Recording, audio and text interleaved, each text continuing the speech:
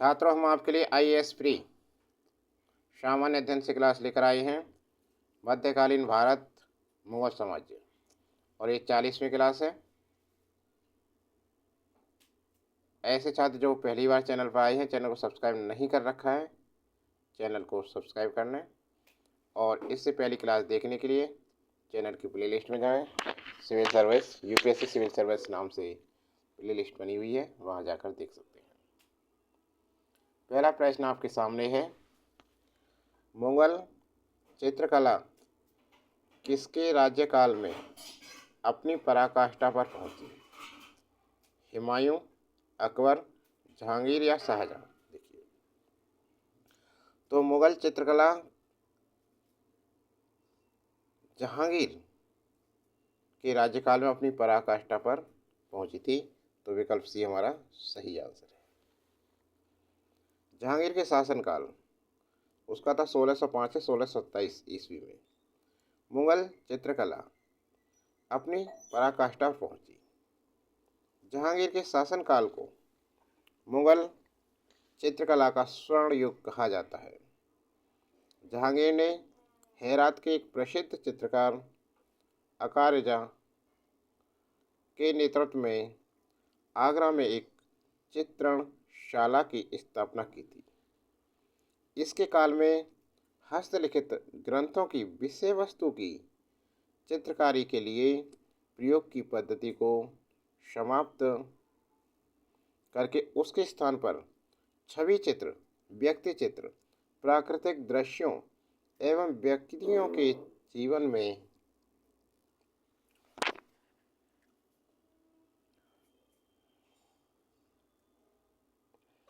जहांगीर के समय में प्रमुख चित्रकार बिशन दास, उस्ताद मंसूर, फारूक बेग, अबुल हसन व मनोहर आदि थे। अगला प्रश्न है कि मध्यकालीन भारत में मनसबदारी प्रथा खास तौर पर इसलिए चालू की गई थी ताकि सेना में भर्ती की जा सके, धार्मिक सामंजस्य सुनिश्चित हो, बी राजस्व संग्रह में सुविधा हो, डी साफ सुथरा प्रशासन लागू हो सके। देखिए, मध्यकालीन भारत में अकबर द्वारा मनसबदारी प्रथा 1575 ईस्वी में इस उद्देश्य से लाई गई थी ताकि साफ सुथरा प्रशासन लागू हो सके। मनसब अरबी भाषा का शब्द है जिसका शाब्दिक अर्थ है पद होता है। इस व्यवस्था के अंतर्गत आने वाले अधिकारी को मनसबदार कहा जाता था। मनसबदारी व्यवस्था के अंतर्गत अकबर ने अपने शासन के 3 प्रमुख अंगों सामंत, सेना एवं नौकरशाहों को एक सामान्य व्यवस्था में संगठित कर दिया था। तो इसमें कौन सा है? विकल्प डी, साफ सुथरा प्रशासन लागू हो सके। विकल्प डी सही आंसर है इसका। अगला प्रश्न, नश्तालिक है एक प्रकार की फारसी लिपि है जो मध्यकालीन भारत में प्रयुक्त होती थी। एक राग जिसकी रचना तानसेन ने की थी। मुगल शासकों द्वारा उद्ग्रहित एक उपकर। डी उलेमाओं के लिए एक आचार संहिता। देखिए, नाश्तालिक एक प्रकार की फारसी लिपि है जो मध्यकालीन भारत में प्रयुक्त होती थी। किसमें? मध्य का एक लिपि है जो मध्यकालीन भारत में प्रयुक्त होती थी। नाश्तालिक अकबर की पसंदीदा शैली थी। यह एक ऐसी शैली थी जिसे लंबे सपाट प्रभावी ढंग से लिखा जाता है। इसका विकास 14वीं से 15वीं शताब्दी के ईरान में हुआ था। इस लिपि को सामान्यतः प्रारंभिक सफाविद काल के चित्रों में शामिल किया गया था और इसे पारंपरिक रूप से फारसी लिपियों में सबसे सुंदर माना जाता है। तो हमारा विकल्प ए बिल्कुल सही हो गया कि नाश्तालिक क्या है? एक प्रकार की फारसी लिपि है जो मध्यकालीन भारत में प्रयुक्त होती थी।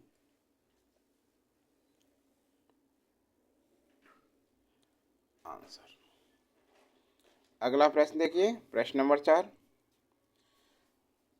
जिस मध्यकालीन भारतीय लेखक ने अमेरिका की खोज का उल्लेख किया है वह कौन है?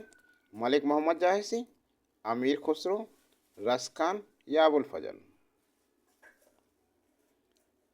तो वो है अबुल फजल। विकल्प डी बिल्कुल सही आंसर है। मध्यकालीन भारत लेखक मुगल कालीन अबुल फजल ने अमेरिका की खोज का उल्लेख किया है। अबुल फजल ने अकबरनामा की रचना की, जिसका तीसरा भाग आईना एक अवगरी नाम से जाना जाता है। ये भी है कि अकबरनामा के लेखक कौन है? अबुल फजल। या आईने अकबरी नाम से किसे जाना जाता है? इसका तीसरा भाग है अकबरनामा का, उसे आईने अकबरी के नाम से जाना जाता है। अगला प्रश्न, प्रश्न नंबर 5 देखिए। अकबर के शासनकाल में पुनः गठित केंद्रीय प्रशासन तंत्र के अंतर्गत सैनिक विभाग का प्रमुख था? दीवान, मीर बख्शी, मीर समन, बख्शी? तो यह था मीर बख्शी। विकल्प बी बिल्कुल सही आंसर है इसमें।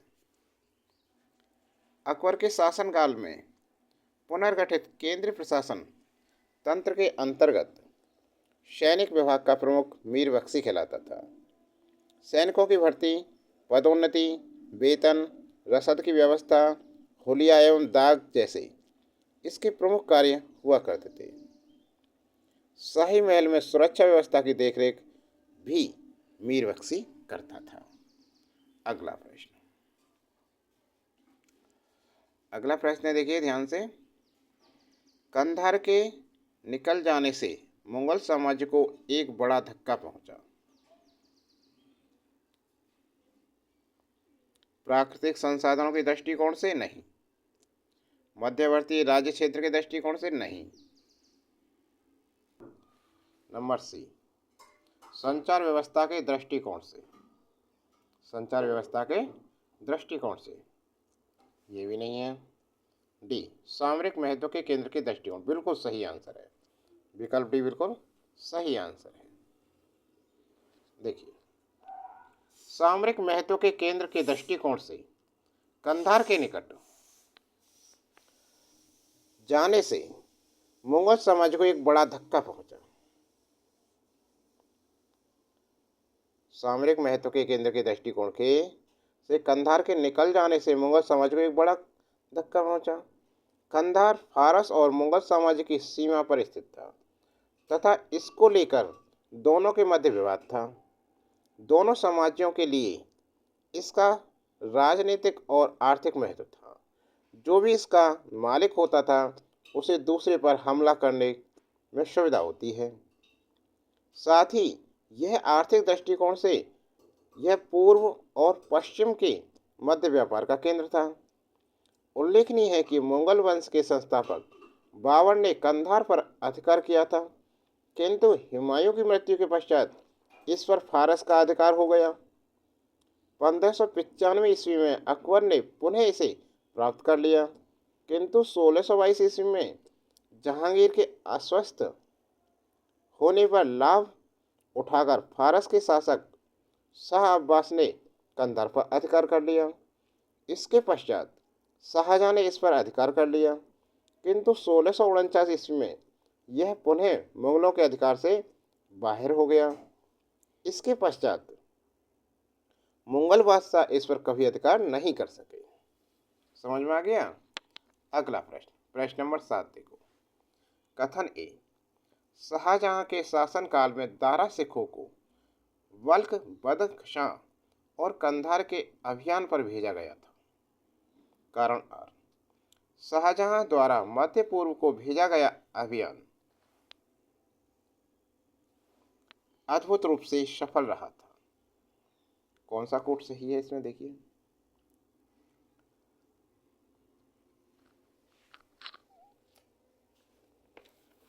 देखिए, शाहजहां के शासनकाल में दारा सिखों को वल्ख, बदख्शां और कंधार के अभियान पर भेजा गया। ये सही है। शाहजहां ने भारत में अपनी स्थिति मजबूत करने के बाद मध्य पूर्व पर आधिपत्य के लिए वल्ख, बदखशा और कंधार के लिए 1645 ईस्वी में सैन्य अभियान को स्वीकृति दी। शाहजहां ने व्यापारिक दृष्टि से इन क्षेत्रों पर विजय की योजना बनाई। कंधार पर आक्रमण के दौरान मुगल सेना को अत्यधिक क्षति हुई तथा शाही खजाने से बड़ी राशि खर्च हो गई। इस अभियान में कई कुशल सेनापति मारे गए। शाहजहां के अभियान की विशेष सफलता नहीं मिली। शाहजहां के अभियान को विशेष सफलता नहीं मिली, जिस कारण इतिहासकार शाहजहां के कांधार अभियान का एक मूल मानते हैं। तो इसमें ए और आर दोनों नहीं, ये तो नहीं सही, सही है नहीं, ए सही है किंतु आर गलत है। अधो सफल नहीं रहा था ये। विकल्प ए सी सही है, ए सही है किंतु आर इसके कारण वो गलत है। असफल माना था। प्रश्न नंबर 8 देखिए ध्यान से। निम्नलिखित कथनों पर विचार कीजिए। अहदी में घुड़सवार सिपाही थे। अहदी में घुड़सवार सिपाही के संदर्भ में देखिए, जिन्होंने अपनी सेवाएं एकाकी प्रदान की, ये सही है। जिन्होंने किसी सरदार के साथ अपने को संलग्न नहीं किया, बिल्कुल सही है। सम्राट ही जिनका आसन कर्नल था, बिल्कुल सही है। जिन्होंने अपने को मिर्जाओं के साथ संलग्न किया, नहीं, ये नहीं है। इसमें कथन 1, 2, 3 सही हैं। आदि मुगलों की प्रमुख सेना थी।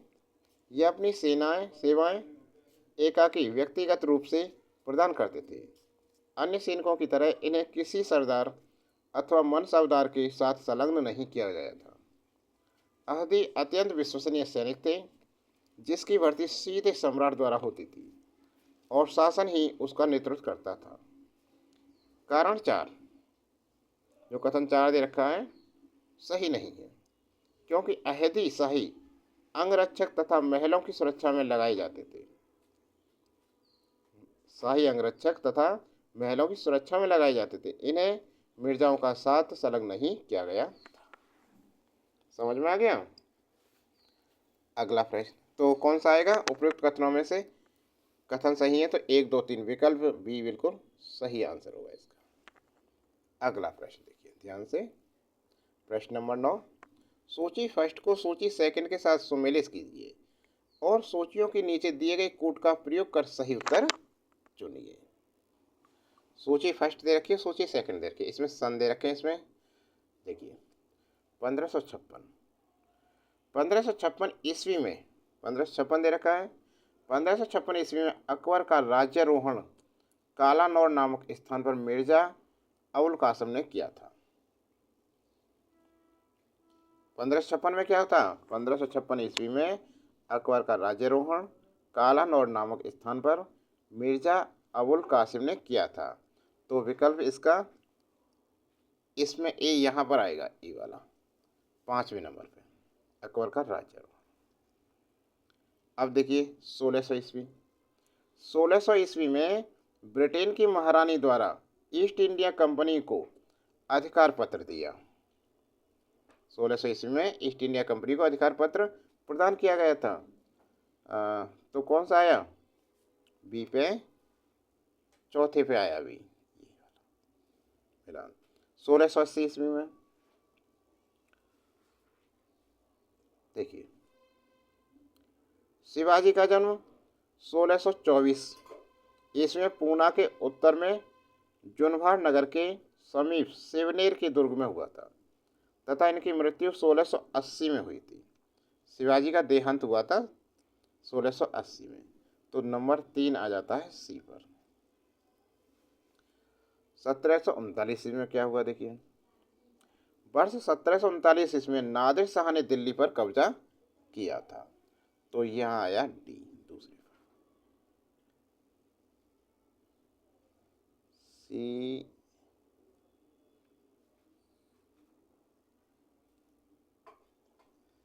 डी आया दूसरे पर। ठीक है ना। हल्दी घाटी का युद्ध का नहीं दे रखा इसमें। तो इसमें देखिए कोड कौन सा सही है। तो ये बना ए का 5वां, बी का 4, सी का 3 और डी का 2। यहाँ देखो आप कोट में ए का 5 किस में है, सी और ए में है, बी का 4 देखो इसमें 5 4 3 2। तो जो हमारा विकल्प बी है बिल्कुल सही आंसर आया ये कोट में। समझ में आ गया। अगला प्रश्न देखिए, प्रश्न नंबर 10। दिए गए मानचित्र में, ये मानचित्र रखा है में छायांकित भाग एक कालावधि विशेष में अकबर के साम्राज्य को दर्शाता है। बी बी है स्वतंत्र देश का परिचायक है और ए एक नगर की स्थिति दिखा रहा है। निम्नलिखित में से कौन सा एक विकल्प पूरी जानकारी देता है।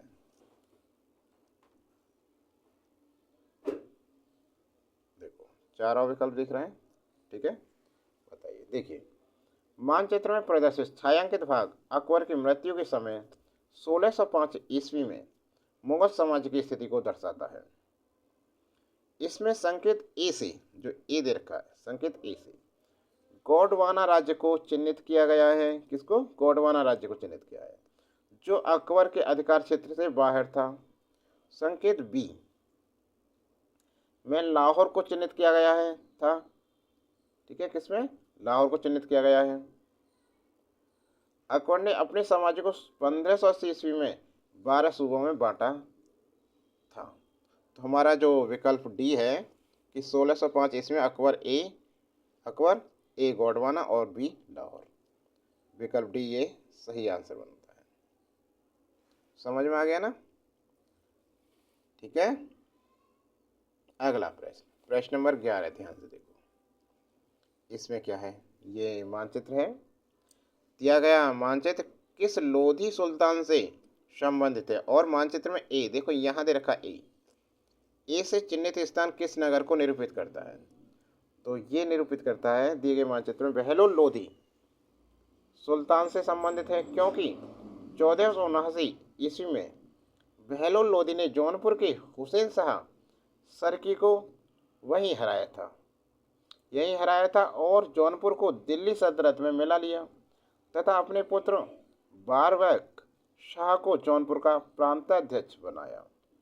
जौनपुर का दिल्ली सल्तनत में विलय बहलोल लोधी के शासनकाल की सर्वप्रमुख घटना तथा सैनिक क्षेत्र में सबसे बड़ी उपलब्धि थी। तो विकल्प ए इसका सही आंसर बनेगा। अगला प्रश्न देखिए, अब देखिए 12वां प्रश्न देखिए अब ध्यान से। दिए गए मानचित्र निर्दिष्ट करता है, क्या निर्दिष्ट करता है? ये मानचित्र रखा है 1601 ईस्वी में खानदेश विजय के समय अकबर का राज्य, 1605 ईस्वी में अकबर की मृत्यु के समय उसका राज्य, सी हैदराबाद विजय के समय औरंगजेब का राज्य, डी 1707 ईस्वी में औरंगजेब की मृत्यु के समय उसका राज्य। देखिए उपरोक्त दिया गया मानचित्र 1707 ईस्वी में औरंगजेब की मृत्यु के समय उसके राज्य क्षेत्र को निर्दिष्ट करता है। इसके अंतर्गत बीजापुर और गोलकोंडा भी सम्मिलित थे। तो हमारा विकल्प डी बिल्कुल सही आंसर हुआ ये, ठीक है, हो गया। अगला प्रश्न देखिए, प्रश्न नंबर 13। सुमेलित कीजिए सूची फर्स्ट और सूची सेकंड, दो सूचियां दे रखी हैं, इनको दिखाना है आपके लिए, ठीक है। अब देखो इसमें क्या है, एकता, ए दे रखा एकता प्रणाली सल्तनत काल दिल्ली के सुल्तान में प्रचलित थी। इसकी शुरुआत इल्तुतमिश ने की थी। तो ए का किस में आएगा? 2 में, यहाँ आएगा जागीर देखिए, जागीर व्यवस्था भूमि की एक श्रेणी मुगल काल में प्रचलित थी। ऐसे मनसबदार जिन्हें नगद वेतन के बदले भू राजस्व प्रदान किया जाता था जागीरदार कहलाते थे तथा उनको प्रदत्त भूमि भू क्षेत्र जागीर कही जाती थी। तो बी का बनेगा तीसरा मुगल। किसमें? तीसरे मुगल में। बी। अब अमरम क्या है? अमरम विजयनगर साम्राज्य में भूमि की एक श्रेणी थी। यह नायकों के अधीन होती थी। राजा नायकों को अमरम नामक भूखंड का यह प्रदेश आनुवंशिक आधार पर प्रदान करता था। तो ये आ गया सी 4 में। अब मौकस एक रह गया मराठा वाला। मौकस व्यवस्था मराठा राज्य में प्रचलित थी। मौकस एक प्रकार का भूमि अनुदान था जो अभिकारकों को वंशानुगत दिए जाते थे।